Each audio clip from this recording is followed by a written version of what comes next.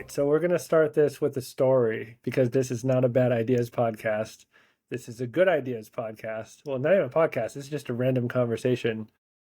I was lucky enough to meet Matt Boyle yesterday, who's the founder of Scale Your Sales.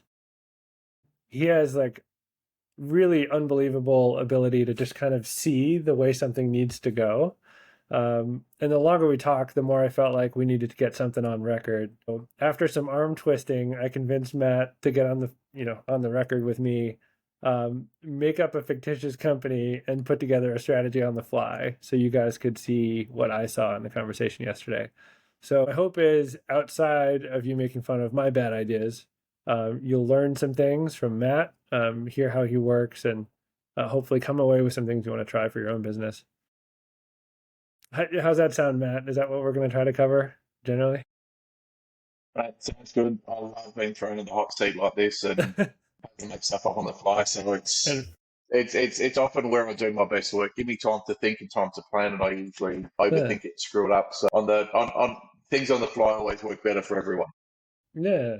Well, I mean, on the fly. So my understanding from our chat yesterday, like sales strategy is your superpower. Like you can look at a business, understand who they're selling to, and understand like the exact system they need to run through to get to their ICP. Yeah, look, that's a big part of it. The part where I probably see things clearer than most people is sales today is happening on three different planes. It's happening before someone inquires. It's happening after someone inquires and you're actually actively managing the sales process. And then it also happens in the white space between them. In what happens when you're not talking to someone after the inquiry and to be successful today, you've got to have alignment between all three planes. And that's where marketing has a place, sales has a place, but at the moment there's this massive chasm between the two that's Yeah, costing everyone money. And yeah, bringing those two together and kind of working on it on all three levels is really what's required to get that sustainable and scalable growth. yeah. Awesome. All right. So let's do it for a company that we make up on the fly. You're mentioning a second ago that you almost started an accounting firm, right? Yeah, we came dangerously close. And I'm the furthest thing from an accountant that you could possibly be. And if you look at my books, you'll know exactly. You'll believe me pretty quickly.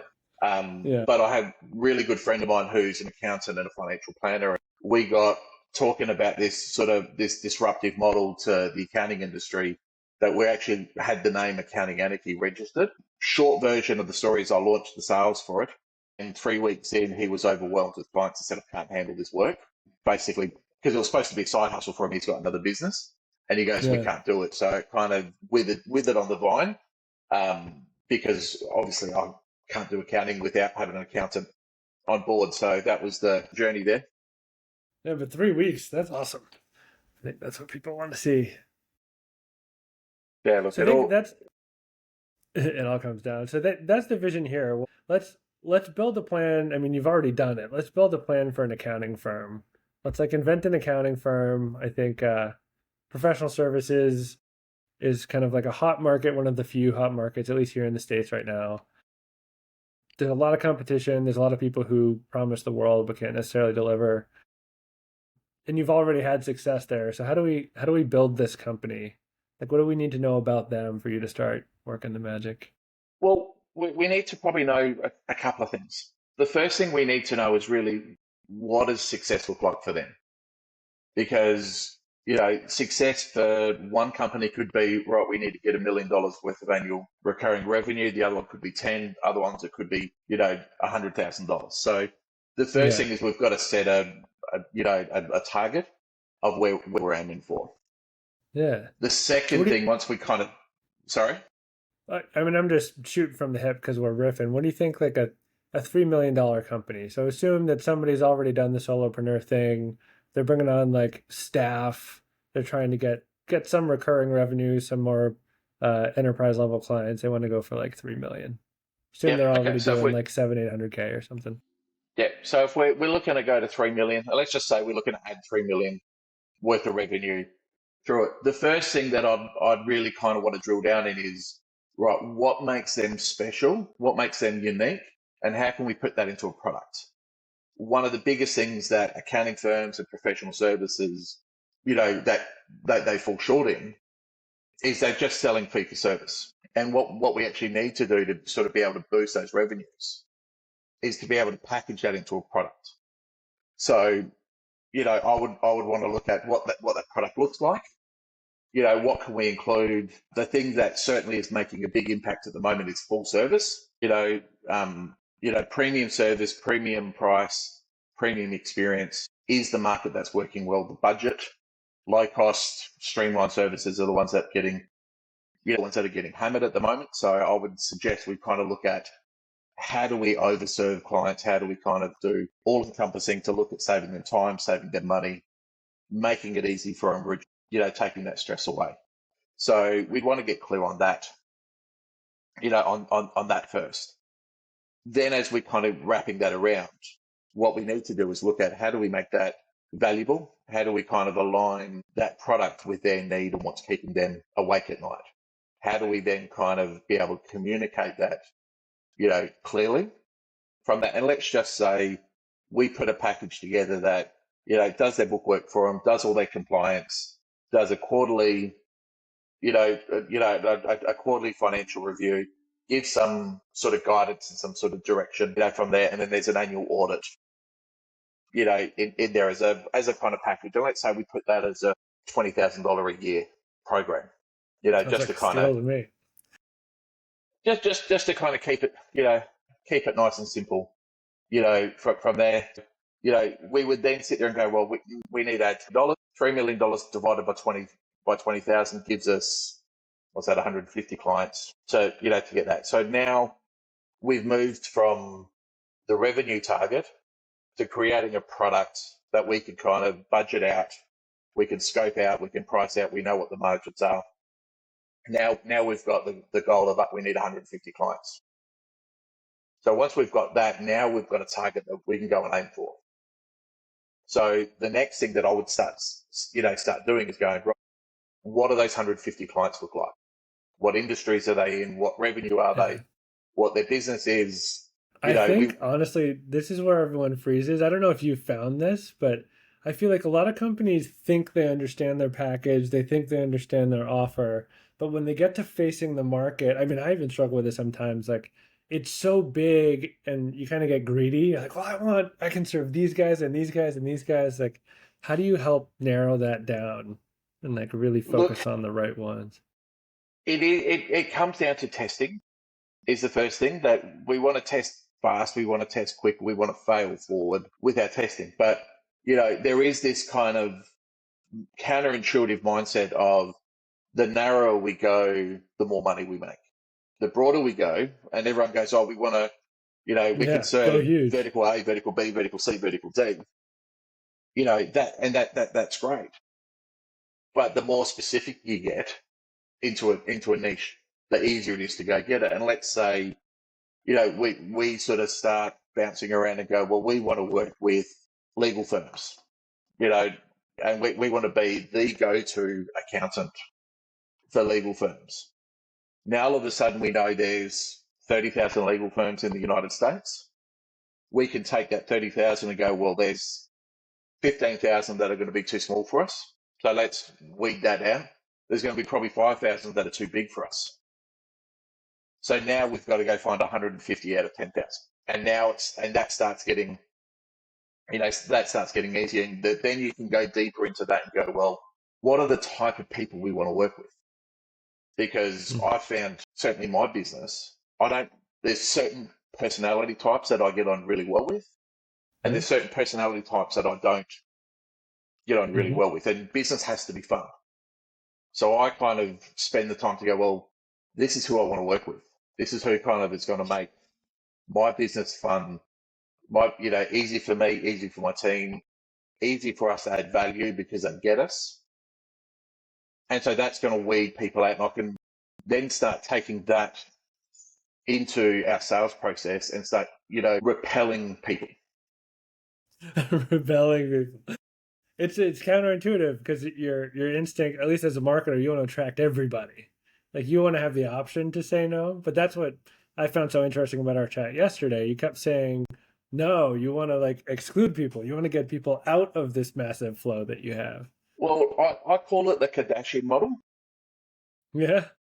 Everyone knows who the Kardashians are now, and everyone has an opinion of the Kardashians. There's a percentage of the population that love the Kardashians and will crawl over broken glass for just a chance to get close to one of them. Yeah. And there's other ones that despise them and would probably accelerate if they saw one of them tying their shoelace up on a rope. There's no one in between. And as long as people are talking about them, as long as people have an opinion on them, they keep making money. So, from a strategic point of view, and this kind of goes beyond sales, it goes to that kind of business operations. You've got to have clients that fit within your paradigm. You've got to have clients that will do business the way that you want to do, will, get you, will, follow your advice, make sure the check's good, implement what you suggest, and be fun to deal with. If it's not, it's going to cause issues down the track. Yeah. So getting clear on that makes it easier to then, when we get into the tactics of going, well, now how do we go after them? Of repelling the wrong people and attracting the right people. Yeah. So how do you start to think about tactics? Like once you have the ICP down to a T where your confidence level is super high that you're going to be able to talk to these people. I mean, accounting is so ubiquitous. Like how do you make something look unique? How do you capture attention for something everybody thinks they already have? Well, say the accounting industry as a whole, I guarantee you 95% of businesses out there are sitting in this quiet discontent with their accountant. They don't really know what the accountant does. They know they need one. They're not unhappy with them, but they're not really happy with them, through from that. So we would want to do some research and test some different angles with that to find out, right, what are the threads inside of that we can pull on? And at the end of the day, businesses want clarity. They want certainty. They want to maximize their revenues, save as much money as possible. So the obvious kind of hook to start with an accountant is, are you paying too much tax? The second one is going, how much money are you wasting through inefficiency? The third one is going, right, are you kind of, is your business really optimized for maximum growth? So you'd want to go run some testing on that to really find out what is that pain point that we could pull on. What is that kind of first little sort of thread that we can use, Do you in know there? these just from your experience with the accounting business, or just like from all the consulting you've done? Are these common pain points that you pull on regardless of who you're working with? Oh, look, the common pain points, in business. You speak to enough businesses, you know where they're at. There's someone that is always, someone that's content and happy. They aren't going to take any action. And the reason someone's unhappy is they're not making enough revenue. They're spending too much money. They're spending too much time in their business, and their team's driving them mad. Really, if you kind of bring it down to, that's the four core problems that affect every business. Now, within that, we've just got to find what is the one that people resonate with. And the thing when I'm going into any campaigns like this is I come in with a lot of good questions that can lead me to the right answers, but we then go and test it. And the thing with, sales and it coming, with the scale sales process is very similar to marketing. The faster and the cheaper you fail, the faster you get to where you need to go. I say with everyone, when we kind of put a 90-day sprint plan together, I'll outline what we're going to do in first month, month one. In month two, I sit there and go in the action plan before someone comes on board and go, this is going to feel like everything we did in month one was a waste of time because we're going to change everything. And that's just, there's no way of avoiding Yeah. No way Yeah. of avoiding it. You've got to test it. You can use the data. So the tactics for getting in front of people are simple, these days. In the B2B world, right now, the most effective tactics is a combination of cold email plus LinkedIn outreach plus some form of content and video and story through there. That's the tactics. Now, there's a big difference between a proven formula and an integrated process. So there's a big difference between knowing this is the tactics and having it working for you. And there's so much time goes into, so much time goes into strategy. One of my favorite quotes is Sun Tzu, and wrote it 4,000 years ago as tactics without strategy is the noise before the defeat. So you can get into the tactics and do cold email and LinkedIn and video and content and blah, blah, blah, blah, blah, and fail more times than you succeed because you don't understand what's the strategy is behind it. The world we live in now, AI has leveled the playing field massively. Like you can go to ChatGPT and go say, who was the 10 best copywriters on the planet? And that will give you a name and said using these, using copywriter A, like Dan Kennedy we spoke about yesterday. Using Dan Kennedy's writing style, please write a cold email template that says 1, 2, 3. And you can get something that sounds like Dan Kennedy, through that. I spent $300,000 learning how to write copy. AI has just kind of, leveled that playing field. But you're right. A lot of people know how to use ChatGPT, but they don't understand how all the pieces fit together. And I think that's your value. That's the thing of connecting all the dots. So one leads to the other, from that. So getting clear on that story is so vital, because then we can kind of look at the buyer's journey and go, right, in the beginning, a buyer doesn't know who you are, has never heard of you, hasn't woken up in the morning going, geez, I want to find a new accountant.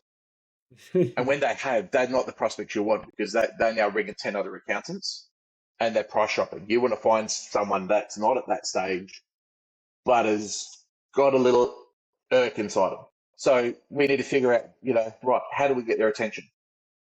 What's the thing that's going to get them to read something? How do we kind of then start to move them through the decisions of going, yes, I have a problem. Yes, there's an opportunity. Hey, this could benefit me. I want to find out more. And that's, your email template and what is the link you send it to? What is the lead magnet or the call to action? I typically lean towards some form of engagement rather than a PDF and a lead magnet. So it's like, how do we get them to fill out a questionnaire or a checklist? How do we do something that drives some engagement where they have to make decisions? How can you take a video like this, cut it up into 3 videos and go, choose what's more important for you? Yeah. And break it up into option A, option B, option C, so you can get more data.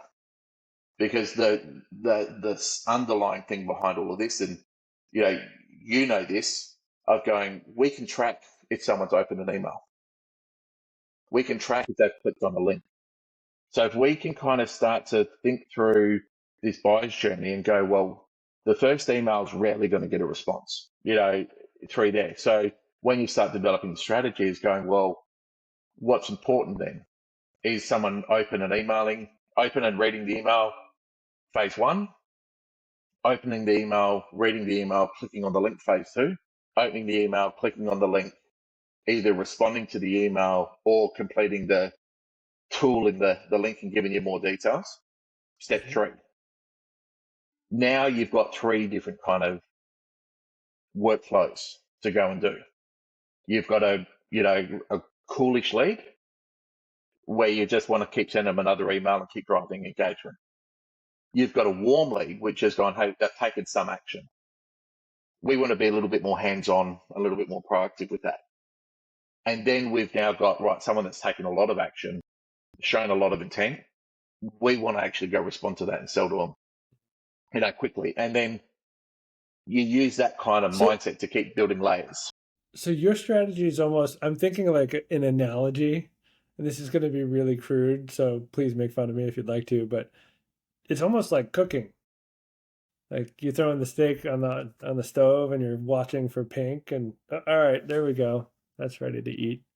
Yep, there is a recipe you can follow, and it is a formula, and it's just understanding what the intent means, because you get this because you probably talk to as many businesses as I do.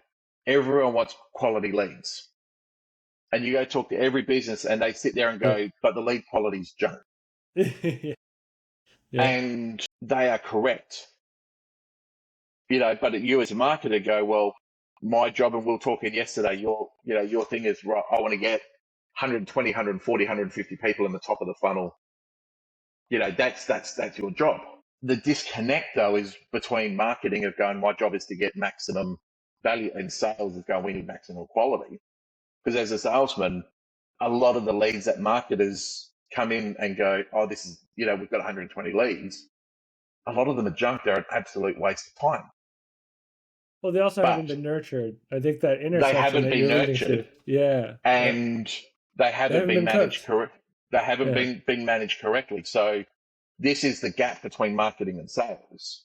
And right now, for the most part, it is a massive chasm, because marketers' job is, it's never been easy to connect with people. Like, how many different tools are out there that you can go build a list of thousands of qualified prospects and get all of their data and insights.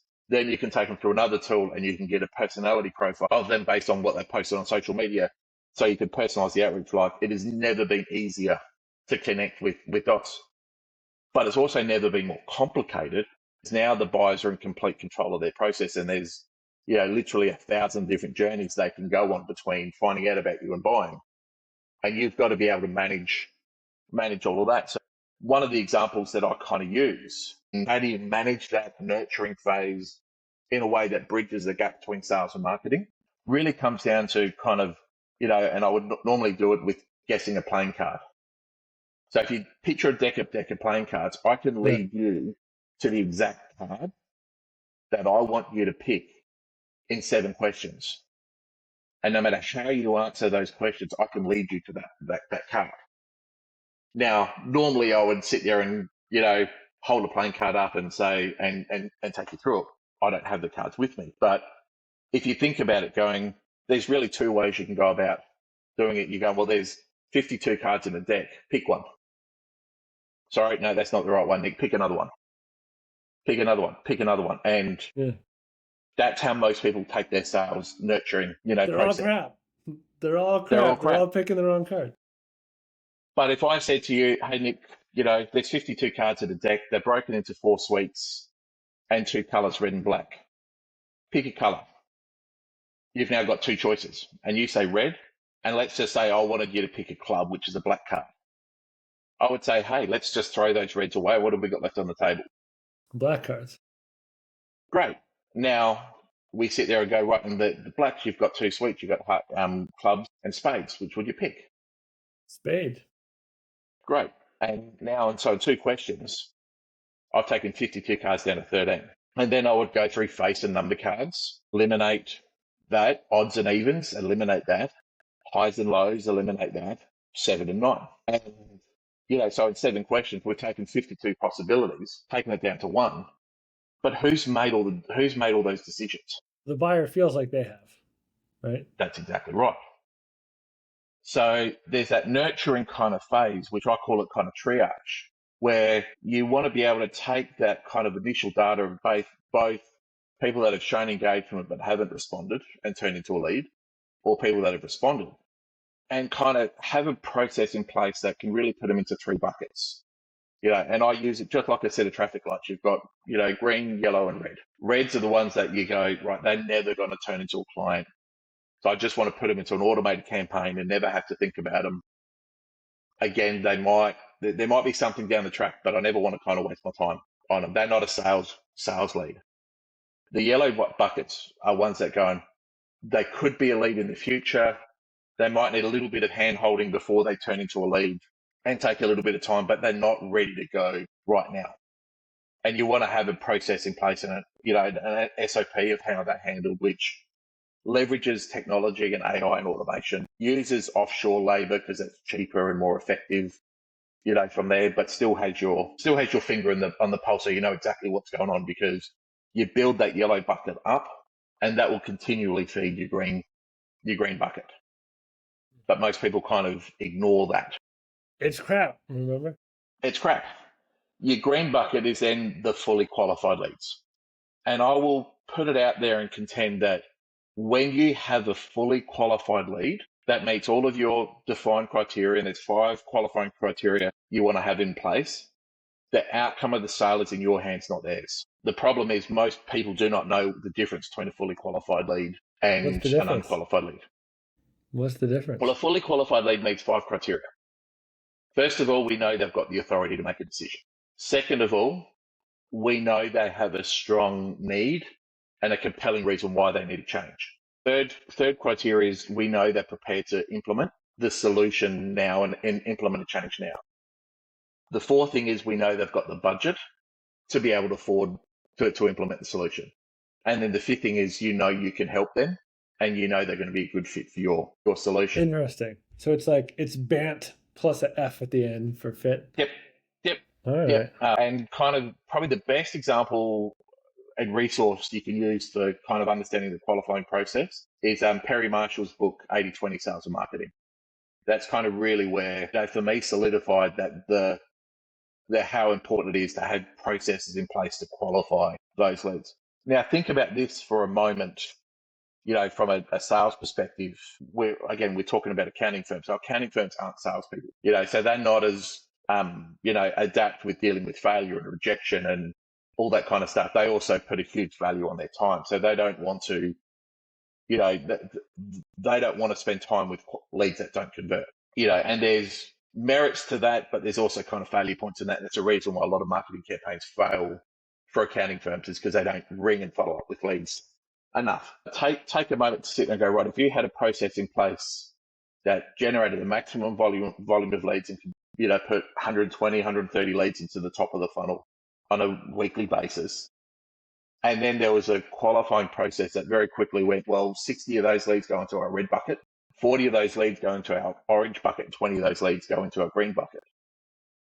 But we know those 20 leads are all qualified, they meet our 5 criteria, they've been set up for the sale correctly. How many of those leads would they convert? I'd hope like 50, 60%. 40%, 50%, 60%, through from that.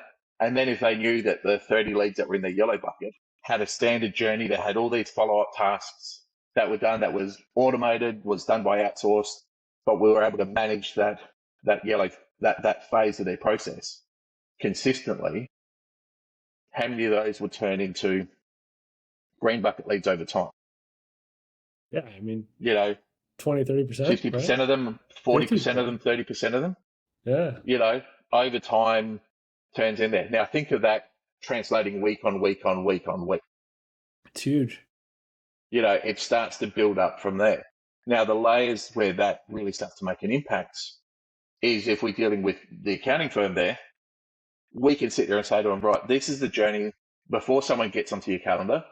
This is what they've been through. This is the questions they've answered. This is the assets they've seen of you. This is how they've been set up. So now here is your playbook of how to manage that lead from here forward. Ask them these 5 questions, show them this presentation, tell them about the next steps. So you can create this standard process that you're selling without selling.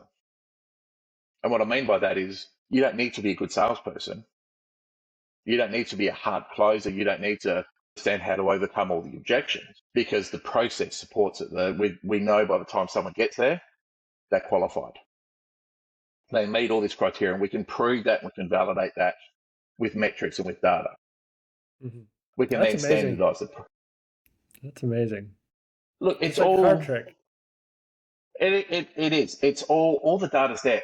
All the tools are here. People just need to understand the strategy and spend the time to kind of go and design it and test it because, again, we talk in hypotheticals here. There's 1,000 variables that go into making that work. And sales is a game that you can get 990 variables right, but it's the 10 you haven't got right can cost you everything. And the amount of times I've seen it where we've gone nothing, but we've kept failing forward and we've kept refining and we've kept adding those steps. And then all of a sudden we get it right and we go from nothing to 150 clients in 3 months. It's that exponential curve. You start off at the beginning, there's a huge amount of work and a huge amount of learnings, and it doesn't necessarily pay dividends if you stop there. But then there gets that tipping point where it all of a sudden now starts going, oh, now it's getting easier. And then if you keep pushing a little bit further, it then becomes disproportionate. The returns you get from the effort. Marketing's the same thing. I have like a 7 month rule, and most people Yep. quit in like month 3 or 4. They're like, it's too much money and too much time, and nothing's working. And like, I need revenue yesterday. But it's like, you're never going to get to that next tier if you don't keep going. And then I mean, we had totally unrelated to sales, a startup we were working on. We spent like $2 million over a 6 month period trying to figure this thing out. And like, we were doing worse at the end of month 6 than we were in month 1, literally worse. And we were like, this is terrible. We need to like have board meetings and revise goals down. And we beat our annual goal, our original annual goal, in the subsequent 3 months. Like exactly Yep. the story you just told. Yep. Look, so Chet Holmes was a big inspiration, for me, for his philosophy towards sales. His book, The Ultimate Sales Machine, was amazing. And if you can find any of his trainings, it's just incredible. He was taken way too soon, but he used to work for Charlie Munger, which was Warren Buffett's business partner. And there's a story that he used to say all the time that he would develop what he calls his Hot 100 prospect campaign. And basically, this is in the days of direct mail before email and all this kind of stuff. And he would just put a little gift and a direct mail into these 100 people every month. And 6 months in, everyone's laughing that he hasn't, the sales are, down in the toilet and haven't done it. He's like, no, just have faith. And then by the end of the year, they doubled their revenue. They then doubled it the next year and doubled it again the year after. And it was just that Hmm. consistency of doing it. The same thing is happening today, but it's actually a lot easier because there's a lot more data. Back then when you were doing direct mail, you had insights of, did they ring and call back, or did they not? That's it. Now we've got insights as going, did they open emails? Did they read emails? Did they click on links? How long did they spend watching videos? How far into the survey did they get? We've got so much more data that we can use to kind of start to analyze and go, are we on track? And we can also go test 5, 6 different campaigns at the same time for very little dollars and get those insights so much faster. But as you said, it's usually when I'm working with clients, I kind of work on a 90-day sprint plan. And I'll sit there and say just about everyone, the first 90 days, if we cover our costs back in sales, we're doing well. Let's just use it as it's going to, the breaking the eggs before the omelette thing. Cooking It's going to be, analogies. it's going to be a lot of hard work. It's going to be a lot of testing. There's going to be a lot of if and thens. And everything we start on month 1 will be completely different in month 2 and completely different in month 3 because we're going to use the insights to refine the process. We're going to ask more questions. We're going to be more curious rather than making assumptions. And by the time we get something locked in, we'll know why it works. We'll know how people think, how people react. And then we can start to build processes around that, and we can start to scale. We can start to scale that, which is exactly the same. It's marketing, but it's taken from sales dictating marketing, not marketing dictating sales. And it's working from, Yeah. we want a converted sale, and more importantly, we want a profitable sale and a good client engagement. Start there and then working backwards. So I can go to a marketing company like you and go, okay, I need 120 leads a week that meet this criteria, that are already aware of these key messages. How do we go and do it? Now, because I've spoken to a lot of marketers and spoken to you, going, how much easier is your job then when If we know, you had that yeah, criteria? hugely, hugely. It- You tell me what's bad and and good before I acquire it for you. It's amazing. and then so that saves hundreds of thousands of dollars, on marketing costs because we know what we want. Again, I've quoted Sun Tzu a couple of times, but I love Sun Tzu's Art of War. Hmm. But one of the things that Sun Tzu says is, if you know yourself and your enemy, you'll be victorious in 100% of battles. If you know yourself but not the enemy, you'll be victorious in 50% of battles. If you know neither yourself nor your enemy, you're going to be defeated in 100% of battles. Take that into the business world. If you know who you are, who you want to work with, what products you want to offer, what services, and you've got absolute clarity on that, that's half the battle. If you then know, right, what are the criteria, who are the exact people that can get the maximum value out of that, you're going to be successful in 100% of battles. Taking that through then every layer of the organization. It just focuses activities, it focuses results, it gives everyone a clear yardstick to operate under, because you can make decisions very quickly then. Is this taking us towards our goal or further away from it? And where I think so many people struggle when it comes to the strategy and when it comes to putting all that together is those two sort of paradigms. They either know who their customer is, but don't really know who they are and what they offer, or they know what they offer, but they don't really know who's going to get the maximum benefit out of it. Or in many cases, they know neither. They just go, I'm an accountant, I want to go sell accounting services to everyone. So I think this is where you tell them how they can find you, so you can make sure they don't go try to sell their accounting services to everyone. Is LinkedIn the best? Look, your site, email, phone?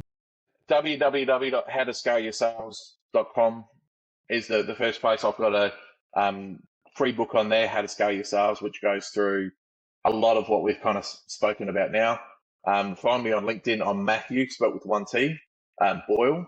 Find us on there, and yeah, you'll see us popping around having conversations like this all the time with people. So any ways we can serve you and help give you this clarity, it'll be our pleasure.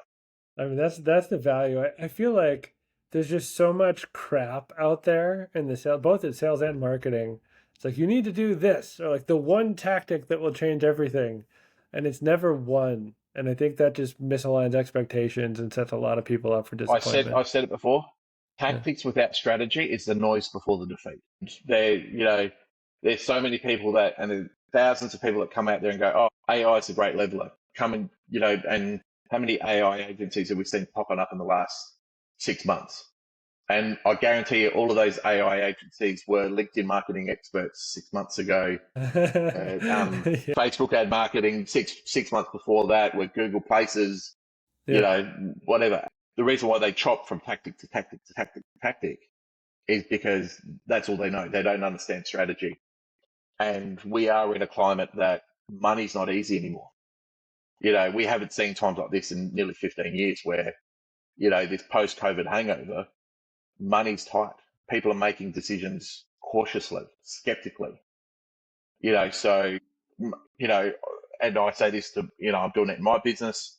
I'm saying it to all of my clients. Now you're in a season where you need to work twice as hard for half the return. But if you understand where to focus that work, you can actually still get a decent return and also position yourself for when the market changes or when the season changes, because it always does. That's when you can propel forward. And that's where a lot of the clients we're working with, they're growing now, but they really position themselves for when it becomes easy again to really, really, harvest and really sort of bank the returns from there. And that's understanding strategy, where if you just focus on tactics, you're going to be left behind. They're going to call you. Make sure that they have, Yoda in the corner, making sure they do it the right way. Absolutely. I'm rarely the guy in the corner. I'm usually the guy in front of the truck dragging it forward. Yeah. Somebody has to do it, right? Absolutely. So this accounting firm that we made that's going after 150 customers in a year, do you think it's possible? You think someone could do it? Yeah, 100%. Because you go 150 clients, I need 450 fully qualified leads and convert 30% of them. So 450 qualified leads, that means I'm going to need 1,200, 1,500, call it, leads in total. So then I'm going to go to a marketing person like you and go, right, what is the lowest cost, fastest, most predictable way that I can go get 1,200 legal firms that are between $2 million and $10 million in turnover to come into the top of our funnel? And you're probably going to go, well, if we do a multi-step cold email with LinkedIn and some videos and a couple of other things, we're going to go do that. That means we need to send 10,000 emails a month. So now all of a sudden, 10,000 emails a month equals, if that equals 120 leads a month coming in, I know that if everyone manages that process and does what they're supposed to do, turning that into 15 clients a month or 18 clients a month, turn into 150 clients in a year becomes easy. Obviously, the caveat for that of going, you've got to be able to manage the operation side. That's, you know, that's not my area of focus. I can get you the work, I can close the deals. You just got to be able to make sure you can handle it. So, from a sales point of view, again, it's a recipe. You understand the numbers, you understand the metrics, go after it, be constantly measuring, actual versus KPI, and using the data to be able to kind of make the course correction. Success is inevitable. The only way you fail is don't do the work, or you're not watching where you're traveling. Or tactics, right? Tactics without strategy.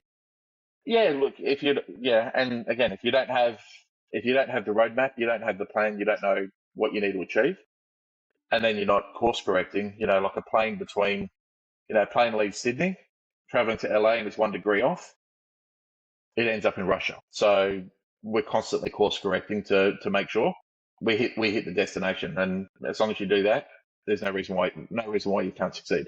I think you're going to get a lot of calls. If you haven't already, by the time people got to this part of the video, you probably have like 20 messages. Look, but really cool to do this live. Really cool to do this live. But I love doing this. So I love doing like hot seats like this. It is genuinely where I kind of do my best work, is when I'm just throwing the questions and throwing it. So anyone wants to jump on a live and hot seat, I'd love to do it. All right, we'll get it out there. Well, this was fun. After yesterday's chat, I knew we had to record something. I invented a word. We invented a company and a word on the same show, but I had to record something with you to get it down on record.